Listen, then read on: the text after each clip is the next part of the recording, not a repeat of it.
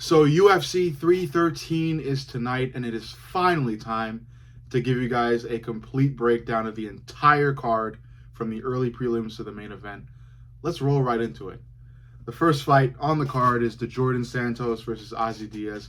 Little disclaimer, I'm going to be fucking up last names. I'm trying my best. But yeah, the Jordan Santos seems to be the newer fighter of the two, despite Ozzy Diaz being taller and having a longer reach, which is important in MMA. The Jordan Santos seems to be the better, well-rounded fighter, both on the feet and on the ground too. Um, yeah, I pretty much have the Jordan outclassing Ozzy everywhere, and it's just because of what's been given on paper. He just looks like he's a better striker and grappler. So I'll buy into the hype, and I got Jordan Santos winning this fight via unanimous decision. Next up, Chris Gutierrez against John Castaneda. John Castaneda is the favorite in this fight. He's a shorter fighter, but has a longer reach by a lot too, and he's he's got better ground game statistically than Chris Gutierrez. That being said, Chris Gutierrez has better striking on paper, and that's what I'm going to go with when deciding a winner for this fight. Despite John Castaneda being the favorite here, I'm going to go with Chris Gutierrez winning this fight via unanimous decision. That's especially due to Chris Gutierrez's really good takedown defense. So I believe Gutierrez is going to be able to keep this fight on the feet and basically piece up Castaneda for the entire 3 rounds. So give me Gutierrez via UD. Next up, Mayron. I'm going to say Mayron. Again, I apologize for fucking up these names. Mayron Santos against Francis Marshall. Francis Marshall, the taller fighter, seems to be the far better statistical grappler on paper. Santos is the shorter fighter, but seems to be the better striker and the more powerful one at that. That being said, I'm going to go with Francis Marshall just because Mayron Santos appears to have like no grappling at all on paper. So, because of that, I think Marshall's going to be able to take Santos to the ground fairly early and find a submission. I'll take a risk here and say that submission happens in round 1. And yeah, Francis Marshall should win this fight via first round submission, or I believe he will, and I bet he will. Next up, Alex Morano against Carlos Leal. I'm very familiar with Carlos Leal. He had a fight against Fakretinov not too long ago. Controversial fight, but in that fight, Carlos Leal looked good nonetheless. At least I think so. He looked good on the feet. He looked good on the ground. And I believe he will look just as good against a guy like Alex Morano. These two pretty much match up in terms of striking on paper. But, when you look at Alex Morano's previous fights, he tends to get, beaten on output alone by a lot. Like a lot of people, his output just doesn't seem to be that high against a lot of other fighters, despite him winning or losing. So, Leal should look to take the advantage there and just attempt to piece up Morano throughout the entire fight. And on the ground as well, Leal appears to be the better fighter as well. So it's a pretty safe bet to choose Leal to win here. Leal is obviously the favorite. And I'm going to go with Leal winning this fight via unanimous decision. Let's see here. Next up, Bruno Ferreira against Armen Petrosyan. I'm familiar with both fighters here. Bruno Ferreira, I know him because I've looked extensively into his past as a fighter. He's very well known for some really entertaining fights, known for first round finishes. Before his last fight, I think he only had first round finishes in every fight. He's like he has this way about creating a storm in the first round against his opponents. He kind of charges. He's very aggressive. His pace is there. The pressure's there. And I'm sure he'll try to do the same thing against Armen Petrosyan. It's just up to Armen to survive that first round storm and then proceed to control the fight afterwards. And I think Armen will do that because he's a great striker. He's a great grappler. I feel like he's really good all around. He just had a fucked up performance against Sharipov Magomedov. He was winning. He was beating Sharputin Magomedov before Sharputin was able to execute that double spinning back fist. Credit to Sharputin for executing it and winning by it, but again, Arman was winning that fight beforehand. So I expect Arman to survive that initial storm from Bruno Ferreira, and then end up just controlling Bruno on the feet and on the ground with his good striking, good ground game. Bringing the pressure to Bruno is what he should be doing after that first round storm. Next, oh yeah, and if I didn't say it already, Arman Petrosyan is the favorite, and I have him winning by unanimous decision. Next up, Joshua Van against Ray Tsuruya. I don't know if I'm pronouncing his name right, but Ray Tsuruya, Japanese fighter, undefeated, seems to have the longer reach here in this fight, and also he is the taller fighter too, according to statistics. He's fighting Joshua Van. I know Joshua Van. I'm familiar with him. His last fight was really impressive. He's an absolute dog, a brawler, really durable, knows how to take punches and swing right the fuck after. And I'm sure he'll do the same against Ray Tsuruya. And on paper, Joshua Van also appears to be the better grappler and the better striker as well. So I got Joshua Van knocking out Ray Tsuruya in the third round. I think Tsuruya will be able to at least survive the first two, but then the pressure is just going to be put on by Van. Van's going to be moving forward, and before you know it, he's going to have Tsuruya cornered and find a really powerful ass hook or overhand that connects on Tsuruya and either knocks him out or forces Tsuruya to quit. Next, I think this is the last. Is this the last fight of the prelims? Yeah, the last fight of the prelims. Curtis Blades against Rizvan Kuniev. Curtis Blades, UFC veteran, had a recent title shot against Tom Aspinall, got absolutely fucking dunked on in like the first 30 seconds of the fight. I expect pretty much kind of the same to happen in this fight. Curtis Blades is a great wrestler. I think he's got really great ground game. He's got really nice elbows. When he's on top of someone, he knows how to throw them really well. But Kuniev, man, he looks like a fucking monster. He looks like an absolute monster. According to statistics, he's a better striker. I would say he's a better grappler than Curtis just because of how effective his takedown defense is. And his pocket boxing. He knows how to really get in close with his opponents and throw these short range punches really well with a lot of power. And, I really think Rizvan's going to be able to knock Curtis Blades out in round one. I think Rizvan's going to put the pressure on. Curtis is just going to be flustered like he was against Tom Aspinall. And before you know it, Curtis is up against the cage, and Rizvan puts together a little short pocket boxing combination that ends up absolutely cracking Curtis Blades. That's what happened. So I got Rizvan Kuniev winning by round one, winning in round one via KO. All right, so now we're in the main event. I don't have notes for these fights because I know these fighters a significant amount well than the other fighters.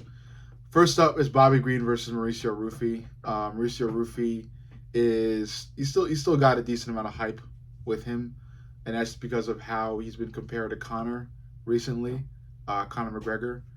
It appears that Mauricio Rufy's got this kind of like flow state to him that resembles Conor. So, I watched Rufy's last fight. I had really high expectations, and those expectations were not met. That was just kind of because of how slow the fight was going and how Rufy wasn't able to put together this big combo like Conor would in his early days that would knock out his opponent. That being said, Rufy still looks great. I'm not saying Rufy's washed or a fraud yet because he hasn't been fraud checked. He's coming out of Fighting Nerds, that really, that rightfully hyped gym in the UFC, or that rightfully hyped gym that has a lot of fighters in the UFC who are doing really, really well. So, credit to Fighting Nerds. I don't know what the fuck they're feeding their fighters over there, but it's got to be some compound V shit or something, especially with Gene Silva. Either way, I think this is a test. It's a significant test for Mauricio Rufy here. Rufy's great. but I don't really see Rufy as this big ground game type of guy. I think it's more so on the feet. Yeah, that's where like the gist of his game kind of emulates, for lack of a better term. And Bobby Green is a good striker. You know, Bobby Green, of course, has been cracked before on the feet, but you know, I think uh,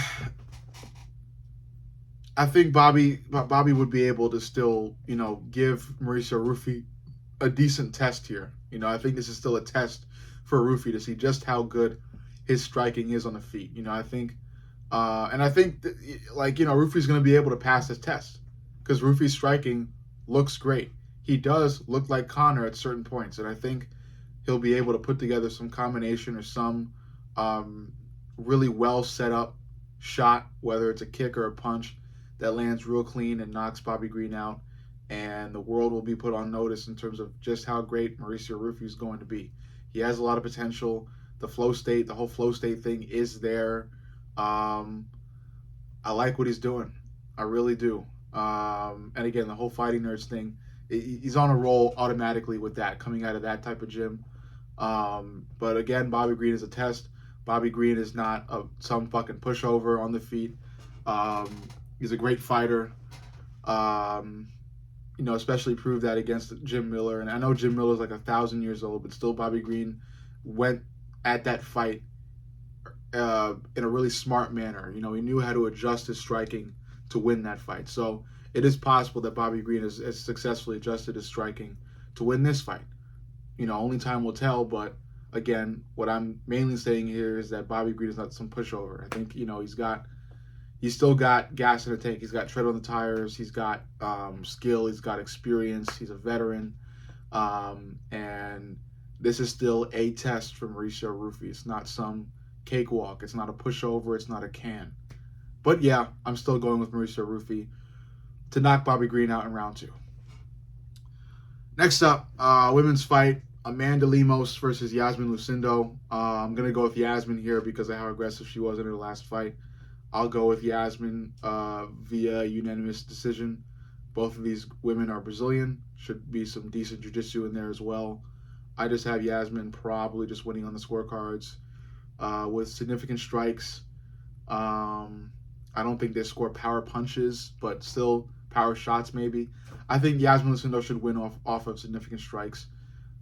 I'll say power shots as well, and maybe a slight advantage on the ground, maybe like an added takedown or a couple more minutes of ground control time in comparison to Amanda Lemos' performance in this fight. So yeah, I got Yasmin Lucindo winning that fight via unanimous decision. Next up, Jalen Turner versus Ignacio Bahamondes.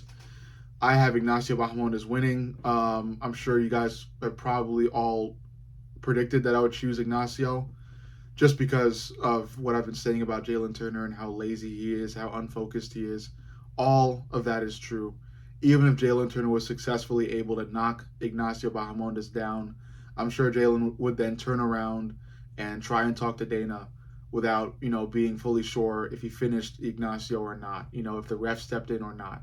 He would just turn right around after dropping Ignacio, crouch down right in front of Dana, and try to talk about, you know, his next paycheck or some shit, and let Ignacio Bahamondes get up and, you know, jump on his back. I don't know. So I got Ignacio Bahamondes winning this fight, not just because of how great of a striker Ignacio is. He's also got some pretty good ground game as well, but also because of how shit Jalen Turner has turned out to be, or is turning out to be. So give me Ignacio. By what? I don't think he'll finish Jalen Turner, so I'll give me Ignacio via unanimous decision. Probably a 30-27 or a 29-28. Next up, co-main event of the entire card, Justin Gaethje versus Rafael Fiziev. Of course, before it was that fight, it was Justin Gaethje versus Dan Hooker, but then Dan Hooker had a accident and ended up having a hand the size of a fucking oven mitt, so Hooker couldn't fight. Fiziev stepped up in his place. A lot of people have selected Fiziev to win. Fiziev is the favorite. I'm surprised about that. I guess it's because of the fact that Justin Gaethje got knocked out in his last fight, so he could be chinny in this fight. Despite all of that, I'm going with Justin Gaethje. I think Justin Gaethje is the better striker. Even if this fight gets into a brawl, Justin Gaethje is by nature a brawler. He's going to be able to clip Fiziev with something heavy. I just see Justin Gaethje winning this fight in the final round. Give me Justin Gaethje via TKO. He wins this fight. He calls out Islam. He fights for the title next. Short and sweet. And last but not least, the main event, the fight of the night in terms of anticipation, Alex Proton Pereira against Magomed Ankalaev.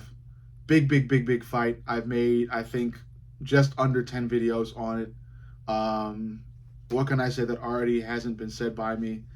Magomed Ankalaev started out, the build up to this fight talking about how he's going to take the fight to Pereira and beat him on the feet.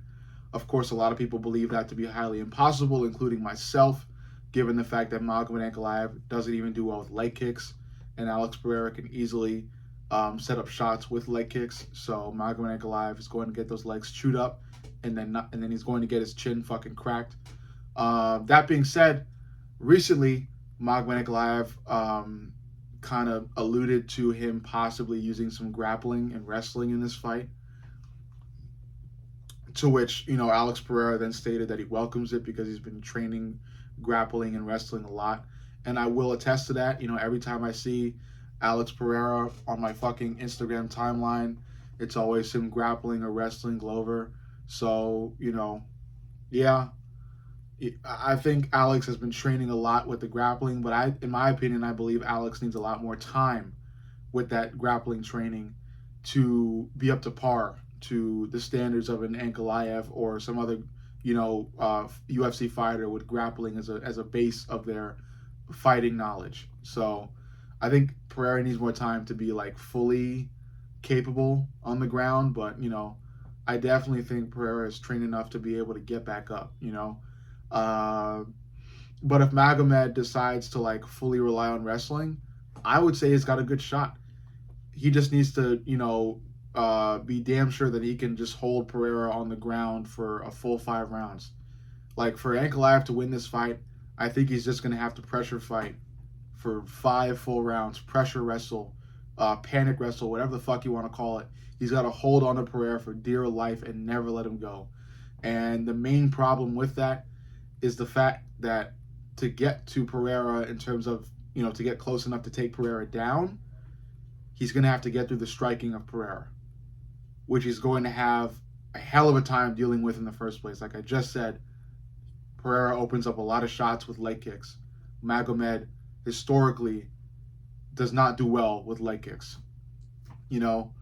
It just doesn't look good for Magomed. I think a lot of things in this fight could go wrong for Magomed more so than they can go wrong for Pereira. I think the only way Pereira pretty much loses this fight is if Magomed, like I said, decides to panic wrestle or pressure wrestle for 5 full rounds, spamming takedowns, getting a fuck ton of ground control time, so much so that the refs have to, and I mean have to, give Magomed Ankalaev the win via unanimous decision by 30-27 or 50-45, some shit like that. But again, it's really, really unlikely that it happens. It's the fight game. Anything can happen. So, of course, Magomed Ankalaev could figure out some way to stay standing with Pereira and get past Pereira's high guard to throw some really powerful 1-2 that ends up knocking Pereira out. But I think it is so very improbable. So improbable. Like, the percentage chance, I'm talking like 2 to 5%. And that's just given, I'm not trying to glaze Pereira here because I'm not even a Pereira fan, but you have to give Pereira his respects. He always figures out a way to get his opponents out of there, and he's adding new powerful tools too. Like I said, he had the hook, then he had the head kick, now he's got the jab too. He's got all these powerful techniques, these powerful methods of striking that can catch his opponent at any given moment and catch him in a bad way, because all of those, the hook, the head kick, and the jab are all thrown with such ferociousness in power. So, yeah, I think, you know, I just see Magomed Ankalaev fucking up, you know. That being said, like, bottom line, I want Magomed Ankalaev to win. I'm going to be rooting for Magomed Ankalaev tonight. But the power, the sheer greatness of Alex Poatan Pereira is undeniable at this point. So while I do want Magomed Ankalaev to win, my prediction would be that Alex Pereira wins. You know, I want Ankalaev to win. I want a fresh face at light heavyweight. I want Poatan to move up or down, fight Dricus, or move up and fight John. You know, just make a move.